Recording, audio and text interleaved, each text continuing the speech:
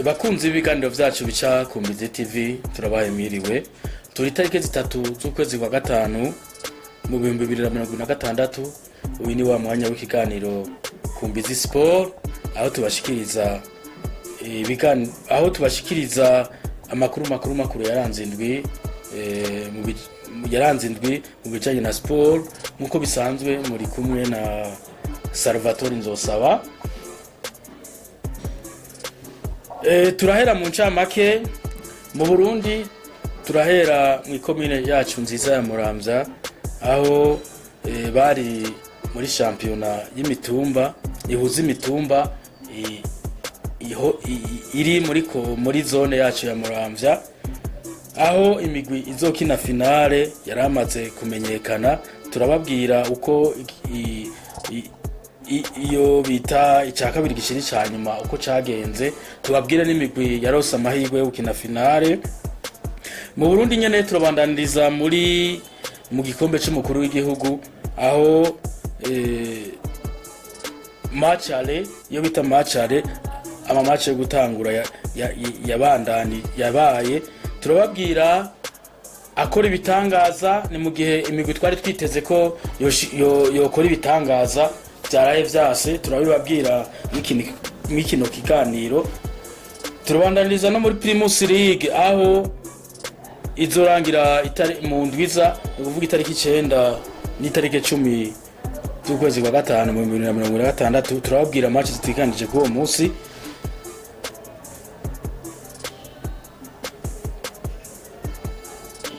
Turava mu Burundi turanginize no ku mugabane w'i Burayi aho duhera mu Bwongereza, aho Arsenal na Man City bibandanya byiruka ku gikombe. Turababwira inkino zabaye ku munsi w'ejo n'iziteganijwe ku munsi w'Imana n'umunsi nyene.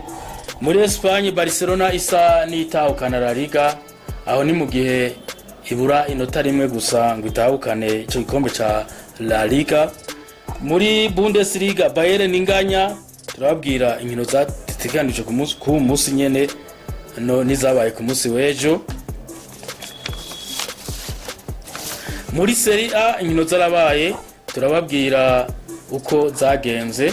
Muri Ligue 1 Paris Saint-Germain ibura amanota 3, ari nako Rennes basanzwe bahiganwa muri iyo Ligue 1 ibura amanota 3. Turababwira inkino zabaye n'izindi ziteganijwe. Turangiriza muri Champions League aho inkino zabaye, ni mu gihe mu Burundi hagwa imvura, ariko mu Faransa aho ntihaguye imvura, haguye imvura y'amagori. Turababwira uko vyagenze muri matchale yahuje Paris Saint-Germain na Bayern. Iyo yari incamake idonidono mu kanya. Tudatevye turahera mu Burundi aho duhera mu ikomine nziza yacu ya Muramvya aho bari muri championa ihuza imitumba isanzwe iri muri zone Muramvya, aho inkino zatanguye. Ubu tukaba tugeze mu cya kabiri gishiri cyanyuma. Turababwira uko inkino zagenze muri kimwe cya kabiri gishiri cyanyuma, aho Corine Muramvya itsinda 2-1 Burambana. Quartier Muramvya itsinda 3-1 Corine Masango. Finale izohuza Corine Muramvya na Quartier Muramvya, aho naho hazoba ari tariki 10 z'ukwezi kwa gatanu mu 2026. Aho naho sikera ni ku munsi w'Imana uza. Aho ni mu gihe twabonye ko iyi championnat intercolinaire ituma abana bamwe bafise impano bamenyekana. Turavuga bakanamenyana kwanza, tukamenya impano iri hagati y'abo bana, tukafashanya kugira ngo aho twoshemera nka President Jimmy kuko yari yavyemeye, ariko ararondera kugira ngo mu ntara muri commune yacu ya Muramvya dusuye kubona umupira w'isuku n'isura ukina, apana gukina gutomboza, ahubwo ukina abantu bafise impano nk'utwo twari tubifise mu myaka iheze. Turavuga nk'igihe ca Royale, yari Royale tugifise iyindi migwi ikomakomeye nka Aigle Star, Buffalo n'izindi nkino zikomakomeye n'ayandi ma ekipa akomakomeye. Nibaza ko turavye intango yiwe perezida wacu wa district Muramvya azobishikako kuko yanabitanguye. Ni mugihe iyo finale izoba itarike 10 z'ukwezi kwa gatanu mu 2026. Twitegiki mu iyi finale izohuza Corinne Muramvya na Quartier Muramvya.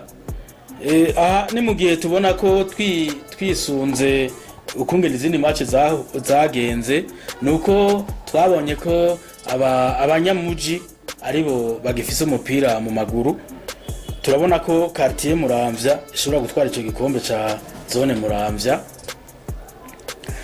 Iyindi analyse twagize nuko mu iyi intercorinere hakiri ibibazo. Turavuga ko hari ama ekipa amwe yiyandikisha mugabo ntaze gutegura championnat, kwitaba championnat. Turavuga nk'imitumba ijya Murambi, aho mu match ajya mu match ama knockout yoyo itigeze yitabangishike no kuri tele. Ibyo bintu rero kuraba tukabisezerera, aho umugwi yandikishije utegezwa kwitaba, kuko umugwi urinze wiyandikisha ubufise abakinyi bakwiye vyose. Rero kuri finale tumurira abanyamuramvya kuza gukurikirana urukino rwa finale izohuza Corinne Muramvya na Quartier Muramvya, kuko turavye ruzoba urukino ruryoshe rwa Nyamuji, kuko Corinne Muramvya nabavuga ngo Corinne Muramvya ntabwo iri kure cyane ya Quartier Muramvya, nabantu usanga bamenyeranye bateramana. No kuvuga ruzoba urukino ruryoshe. Tubatumirire ku munsi w'Imana kuraba urwo rukino. Hazoba ari tarike 10, ni ku munsi w'Imana uza itarike 10 z'ukwezi kwa gatanu mu 2026. Twitaba turi benshi, turyohera abakunzi bacu, nivyo tubasaba nk'abakunzi b'inkino. Ikindi twabonye muri championnat intercorinere nuko vyinshi vyagiye birasibwa n'imvura, kuko nk'iyi finale yari kuba uno munsi, kuvuga itarike 3, ariko bivanye n'imvura yagiye iragwa mu ntara ya Muramvya igatuma ipereteriba ibintu. Nico gituma ubona finale bahavuye bayungururiza itarike 10 z'ukwa gatanu, itarike 10 z'ukwa gatanu mu 2026. Aho naho sikera ni ku munsi w'Imana. Reka tuve muri interscolaire tubandanirize no muri coupe de président iyo bita mu kirundi cacu igikombe c'umukuru w'igihugu, aho habonetse ibitangaza. Turababwira abari muri ca kabiri gishiri ca nyuma, aho Aigle Noir yari ku kibuga cayo itsindwa na Vitaro ibitsindo 2-1. Ni Mugerukinzo iri kuri stade Ntwari yatsinze igitsindo kimwe Ngozi City. Ni mugere match retour zizoba itari ku munsi wa kabiri itarike 5 z'ukwezi kwa gatanu mu 2026. Twitegeki mwizi match retour zizoba itarike 5 z'ukwezi kwa gatanu mu 2026. Turavye match ya mbere ni mugihe Aigle Noir yatsinzwe na Vitaro 2-1. Aho ni mugihe kuri stade Ntwari Vitaro izosha yakira Aigle Noir. Twitegeki ni mugihe Vitaro yashoboye kwitsinda Aigle Noir itsindo 2-1. Twitegeki kuri stade Ntwari.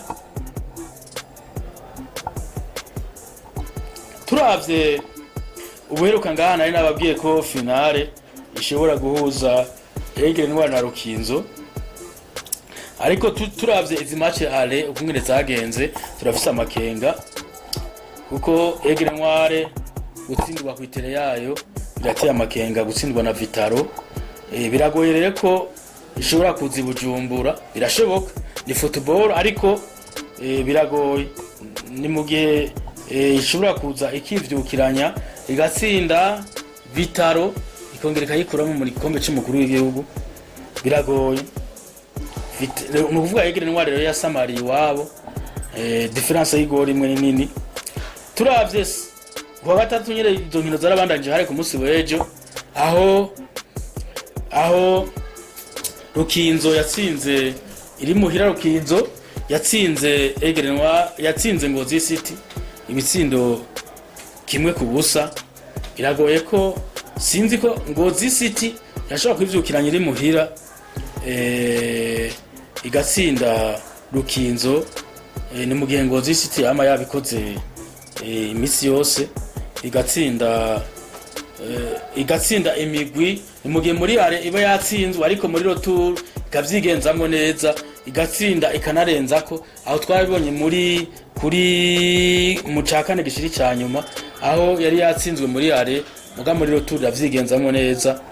Rero football iragoye, aha turabona ko finale ishobora gukina ya migwi tutari twiteze, imigwi ihagaze nabi muri Primus League. Dufate nk'ubu nka Vitaro na Ngozi City basanga zikinye finale, ni ibintu vyotangaza abantu benshi, ni mu gihe vyotangaza abantu benshi, ni mu gihe muri Primus League zisanzwe zihagaze nabi muri zisanzwe ziri mu bibanza vya kure, ni mu gihe Vitaro bazo mu bibanza vya gatanu vya gatandatu, Ngozi City mu macumi n'ayandi, vyotangaza abantu.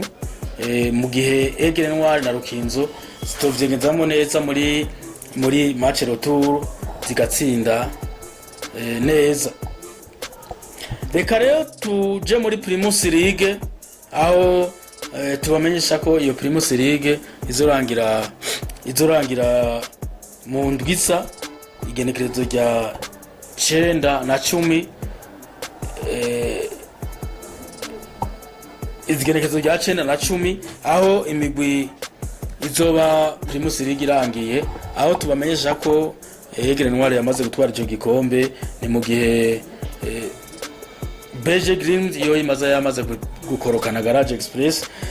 Tuzobamenyesha mu ndwiza uko inkino zagenze mwiyo Primus League izorangira mu ndwiza.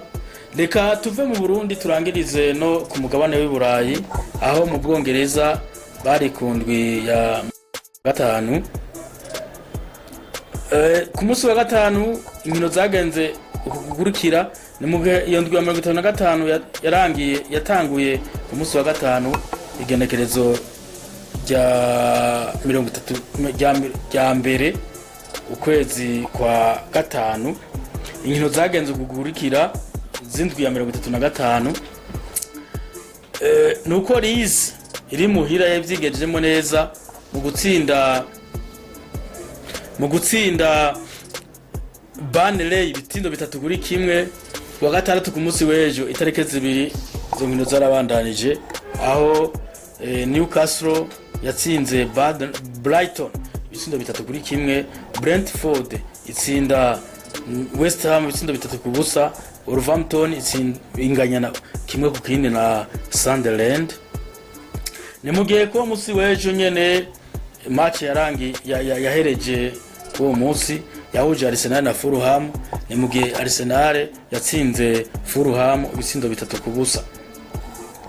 Uno munsi ku munsi w'Imana izo nkino zabandanije, Bournemouth yakira Crystal Palace igihe z'isa 9, Man U yakira Liverpool igihe 10:30, ni mu gihe Aston Villa yakira Tottenham iri ku makenga ibarizwa mu kibanza ca 18,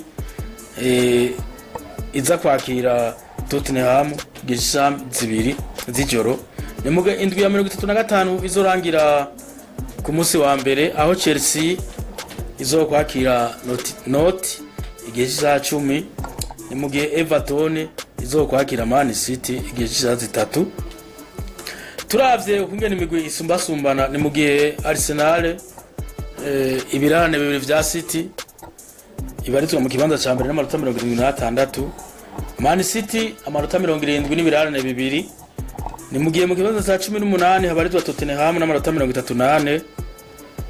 Mu kibanza ca 19 habarizwa Burnley amanota 20. Ni mugiye mu kibanza ca nyuma habarizwa Wolverhampton n'amanota 18.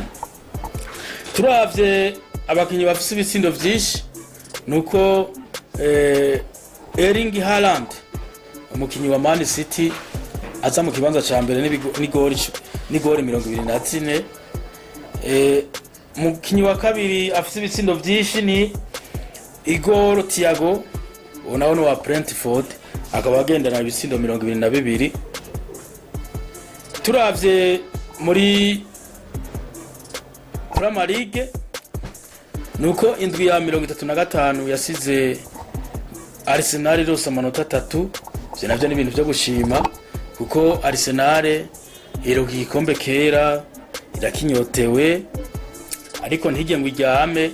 Ni mu gihe Man City isanzwe ifise ibirarane bibiri, mu gihe yo bitsinda baca banganya amanota. Ikindi kidasanzwe nuko Tottenham uno munsi rose amanota 3 imbere ya Aston Villa igihe cy'isaha 2 ishobora kuva muri rouge. Ivyo navyo ni ibintu byo gushima kuko Tottenham ni mu gukomakomeye dusanzwe dukeneye dukunda. Nawe reka twifuza amahirwe yo gutsinda uno munsi, kwiza gutsinda Tottenham, kwiza gutsinda Aston Villa ikaronka amanota 3 kumbure ikegera inyuma ikava muri rouge. Turavye ku bamere bitere Erling Haaland simboneka rimwe yama yabikoze n'ubu azobikora. Turana ko asanzwe ari mu mere bitere yamatwara pichichi yo mu Bwongereza n'umukinyi wa Man City. Igor Thiago afise nuwa Brentford nibaze ko ari mushasha afise igore 22. Ni mu gihe turavye ikindi gitangaza cyabaye muri Premier League nuke umugwi wa Wolverhampton warose inota rimwe ukarironka imbere y'umugwi ukomakomeye nka Sunderland wama watsinze imigwi ukomakomeye mu Bwongereza.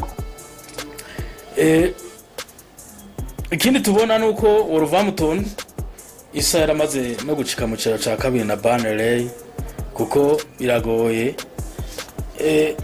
Tottenham nishobora mu gihe utsinda inkino zikurikira ishobora kuva muri muzikoroka, ariko wo bita Burnley wa 19 na Wolverhampton wa nyuma ishobora kuvamo. Ariko ni mu gihe turavye amagori Arsenal itsinda amagori make cyane, mu gihe itokwekebuka ngo iziratsinda amagori menshi izokure truva Man City yatwaye igikombe kuko Man City ibyo amagori byo irabikorera ko igatsinda amagori menshi. Mu gihe turavye nko kuri classement nuko Man City isanzwe isumbya amagori Arsenal. Biragoye rero mu gihe hatayo tagaza hagati muri yo kubona Arsenal twari igikombe. Reka tuvuye mu Bwongereza tubandanirize no muri Espagne aho bari ku ndwi ya 34. Turavuga Girona itsindwa na Mallorca ku munsi wa gatanu itsindo kimwe ku busa. Villarreal itsinda 5-1 Levante. Valence itsindwa na Atletico Madrid ibitsindo 2 ku busa. Deportivo Alaves itsindwa na Atletico Bilbao 4-2. Ni mu gihe Osasuna yatsinzwe na FC Barcelona ibitsindo 2-1. Uno munsi ku munsi w'Imana inkino zabandanije aho Celta Vigo yahuye na Elche igihe cy'isaha 8. Igihe 10 n'iminota 15 izo nkino zabandanije aho Getafe yakiriye Rayo Vallecano, Betis Sevilla yakira Real Oviedo igihe cy'isaha 12:30 ni mu gihe uno munsi match ziza kurangira ku munsi itariki saa 3 z'ijoro aho Espanyol Barcelona iza kwakira Real Madrid. Ni mu indwi ya 34 muri La Liga izorangira ku munsi wa mbere aho FC Sevilla isanzwe barizwa mu kibanza cya 18 izo kwakira Real Sociedad. Turavye ukungene imigwi isumbasumbana nuko turavye kuri classement Barcelona izaratwaye igikombe ca La Liga ni mu gihe iza mu kibanza cya mbere n'amanota 88 ikabibura inota rimwe kugira itahukane iyo championnat. Real Madrid iza mu kibanza cya kabiri n'amanota 78 ni mu gihe mu kibanza cya 18 tuhasanga Levante n'amanota 30 na FC Sevilla n'amanota 38 ni mu gihe mu kibanza cya 19 tuhasanga Levante n'amanota 33. Real Oviedo iza mu kibanza cya nyuma n'amanota 38 ni mu gihe abakinyi bafise ibitsindo vyinshi tuhasanga uwa mbere ni Kylian Mbappe amanota 28 ibitsindo 24 ni mu gihe mu kibanza cya kabiri haza Murik ibitsindo 21 Lamine Yamal ibitsindo 16. Turavye muri yo championnat ya La Liga nuko tubona ko Barcelona hashuha hakanya ishobora gutwara itegerezo gutwara ico gikombe. Ni mu gihe hasigaye match journée zine gusa kugira ngo kugira La Liga irangire. Ni mu gihe Barcelona isumbye amanota 18 yose mugwi wa Real Madrid. Inifwa Real Madrid muri match itegekanije no munsi idatsinze inganije cyangwa igatsindwa Barcelona tuzoja kuri Clasico duserebura igikombe ca Barcelona. Clasico yaheze. Turavye ngi Barcelona sukuvuga ngo bisaba abakinyi bakomakomeye oya, ahubwo Real Madrid yarasamaye habaye guhuzagirika kw'abakoca yindagura abakoca batandukanye. Abakinyi bariho ariko gumuhindagura abakoca ukazana badashoboye ukazana abana badazi batana kimwe bamaze gutwara birahindura mu mutwe abakinyi. Ico gituma ubona ko Barcelona hasigaye nka journée zitatu canke zibiri izoba yatwaye ico gikombe. Ni mu gihe mwijoro iyi match ifise na Espanyol, ni mu gihe Espanyol ni Catalonia yokorera service Audiri FC Barcelona iganganya cyangwa igatsinda Real Madrid. Ni mu gihe Clasico izoba itarike 10 z'ukwezi kwa gatanu. Ntaco bizoba bivuze kuzoba ari kuryoherwa. Barcelona izoba yamaze gutwara igikombe vyarangiye. Aha ndabona ko Real Madrid uno munsi mwijoro ishobora gusamara. Match izobahuza na FC Barcelona akaba ari guserebura gusa. Ikindi kiboneka ni mugwi wa FC Sevilla gitangaza muri La Liga ni mugwi wa FC Sevilla ni mugwi wa FC Sevilla ushobora gukoroka umwanya n'umwanya mu gihe utitwaye neza muri izi match muri izi journée zine zisigaye. FC Sevilla turashaka kuyumva mu cicaro ca kabiri. Tubandanize no muri Serie A aho bari kundwi ya 35 aho indwi ya 35 yatanguye ku munsi wa gatanu aho Pise yatsinzwe na Lecce ibitsindo 2-1. Ku munsi wa gatandatu zongera zarabandanije aho Udinese yatsinze Torino 2-0. Como inganya na Napoli bibiri ubusa ku bundi. Atlanta inganya ubusa ku bundi na Girona. Ni mu gizo nkino zabandaje ku munsi w'Imana aho Bologna yahuye na Cagliari, tuzubashikiriza ivyavuyemo isaha 3:30. Sassuolo ihura na AC Milan gesica 9. Juventus ihura na Hellas Verona gesica 12. Ni mu gihe Inter de Milan isanzwe irongoye shampiyona iza guhura na Parme gesica 3. Iyo ndwi ya 35 zorangira ku munsi wa mbere aho Cremonese izohura na Lazio Rome, hazoba ari 18:30. Ni mu gihe AS Roma ku munsi wa mbere nyene izohura na Fiorentina igihe cy'isaha 2:45. Turavye ukungene imigwi ihagaze nuko Inter de Milan iza mu kibanza ca mbere n'amanota 79. Ni mu gihe Napoli yarayinganije na Como iza mu kibanza ca kabiri n'amanota 70. Turavye zitatu za nyuma mu kibanza ca 18 haza Cremonese iminota 28, Hellas Verona amanota 19. Ni mu gihe Pisa iza mu kibanza ca nyuma n'amanota 18. Turavye abakinyi bafise ibitsindo vyinshi nuko mu kibanza ca mbere haza umukinyi wa Inter de Milan Lautaro Martinez afise ibitsindo 16. Nuko mu kibanza ca kabiri haza umukinyi Real Madrid yatizije muri Como bitwa Nico Paz ibitsindo 12.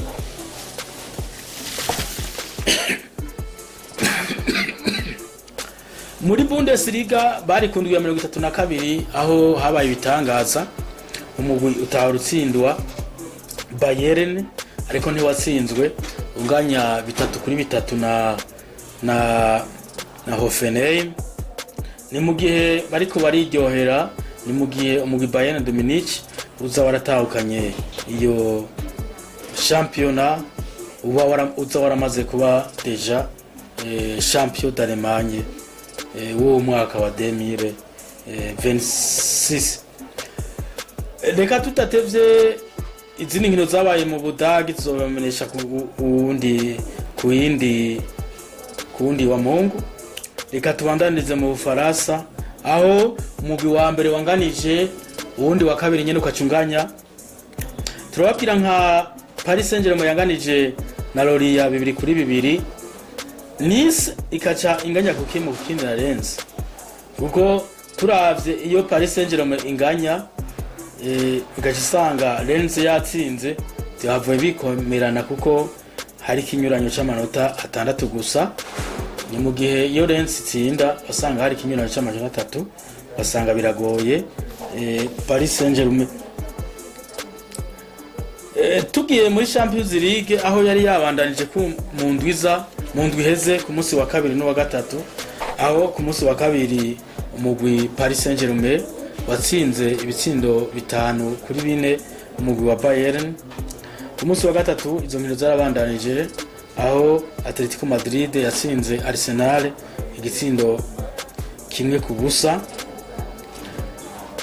Ni mu gihe mu ntunge ku munsi wa gatatu Atletico Madrid yanganije na Arsenal igitsindo 1-0.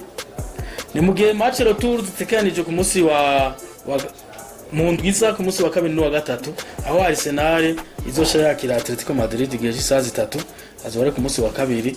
Ni mu gihe ku munsi wa gatatu Bayern izosha yakira Paris Saint-Germain. Twitege iki mu mwizi match za Champions League zigiye guhuza imigwi? Ni mu gihe mu Bufaransa habaye ibitangaza hinjira amagori menshi. Twitege ayo magori menshi mu Budagi kwitere ya Bayern Lanz Arena. Dore ku rukino rwa mbere ruzoba ku munsi wa gatatu aho Bayern izoba yakiriye Paris Saint-Germain. Ni mu gihe kwiyo stade nyene tuboneka ko mu Bufaransa hinjiye amagori menshi, aboneka ko izo ekipe zibiri zifise ingorane muri defense, sinzi ko ari gardien, sinzi ko ari defense, ariko biboneka ko zifise kugoyagoya muri defense canke mu gardien yo badashoboye canke defense. Turavye ukungene match yagenze nuko Paris Saint-Germain yatanguye gatsinda ibitsindo 5-2, hanyuma izo gori zibiri bakazigombora na Paris Saint-Germain, match igomba guhera. Aha turabona ko Paris Saint-Germain yitaye mu kibazo, kuko iyo haguma izo gori 5-2 Bayern vyoyigora, kuko turavye ubuye tukaraba Allianz Arena turabona ko naho hari kinyurayo c'igori imwe Bayern irashobora kumaramaza Paris Saint-Germain. Ni mu gihe vyamaze kumenyekana ko Achraf Hakimi, umukinnyi akomeye twemera, capitaine emblématique wa Paris Saint-Germain, ashobora kwitabira urwo rukino. Tubona ko Paris Saint-Germain, tubona ko Bayern ishobora kuyorohera mu match retour, igashobora kubandanya igashika finale, kuko izoba yihagaze kizobiri wabo, ishobora kwihagarara kuko kubera izoba iri kumwe n'umukinnyi wa 12 ayo nawe sundi n'umufana. Mu match retour nyene hari indizoba kuwa kabiri Arsenal yakira Atletico Madrid, hazoba ari saa 3. Aha turabona ko Arsenal inyuma gutsinda Fulham mu bitsindo 3-0, ingufu ziriko ziragaruka, ni nyuma yo gufunikisha abakinyi batandukanye bariko baragaruka muri tele. Biragoye ko rero Atletico Madrid ishobora gukuramo Arsenal yisanze mu Bwongereza, ni mu gihe Arsenal izaragaruye abakinyi batandukanye. Turavuga nka Bukayo Saka yarasanzwe ari mu mvune n'abandi benshi bari kumwe. Aha rero turabona ko finale atagihindutse ishobora guhuza Bayern na Arsenal. Bayern Arsenal turashobora kuzibona muri finale, hama Bayern igaca itwara ico gikombe ca Champions League cy'umwaka, kuko irerekana ko isumbye izindi, kuko yari yubatse mu mwaka, yari yubatse iragura abakinyi bakomakomeye. Turabona ko itegerezwa gutwara, bishoboka ko football idafashe ivyayo ishobora gutwara igikombe ca Champions League y'umwaka. Reka turangirize kubivugwa ku bakinyi, aho umukinyi wa kera wa Real Madrid asanzwe ari umukapitene wa Real Madrid, uwo bita Dani Carvajal, kapitene emblématique wa Real Madrid, yaraye agize imvune, aho bitaramenyekanya imisi agiye kumara inyuma y'ikibuga, aho ubusaza ntibunyegezwa, aho Dani Carvajal aguma agira ibibazo vy'imvune, aho no kumubona mu gikombe c'isi ari kumwe na Espagne bishobora kugorana. Iyindi nkuru kiravuga muri Real Madrid nuko uwo bita Mastantuono baguze mu gihugu ca Argentine agiye gutizwa mu mwaka uza, kugira ngo azagaruke muri Real Madrid yadugije niveau. Mu gihe mu Real Madrid adakunda kuronka ikibanza, nibaza ko bagiye kumutiza kugira azaze yadugije niveau muri Real Madrid, ashobora kuronka ikibanza cyo gutangura canke basi akaba afise niveau yisununuye ku mugabane wa Buraya, kuko bamukuye mu gihugu ca Argentine bazi bazoshika amenyera, ariko biranka, baramunyereza biranka. Nibaza ko azogaruka muri Real Madrid yadugije niveau. Mu nkundire bakunzi b'ibiganiro bica ku Mbitsi TV, tubasezere, tuzosubira ku musi w'Imana uza. Murakoze.